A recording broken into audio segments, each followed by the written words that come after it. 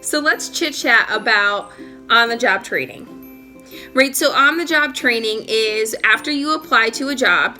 So you pick out where you want to work, you complete an application, you get an interview, and you nail it, you're hired.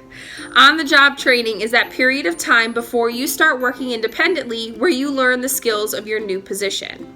So for example, let's say you applied to your favorite clothing store, right, because you want the employee discounts.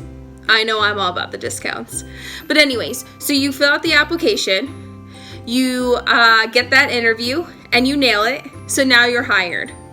Before you start working, you're going to be trained by a veteran employee, someone who's been there a long time, and is able to teach you the tips and tricks of the position. So you have a general idea in this example of what goes into being a cashier at your favorite clothing store. You know that the customer will go find the clothes that they'd like, bring it to you, you scan them in, you give them a total, a receipt, put their merchandise in the bag, and off they go. But do you really know the process to being a cashier at this store? Because every store is a little different.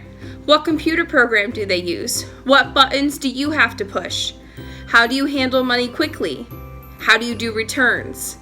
All of these processes is something that a veteran employee will teach you so that you can work alongside them for a period of time while you practice the skills you need to be a great cashier. Eventually, you'll be able to do these processes without any guidance and be able to work independently in your new position.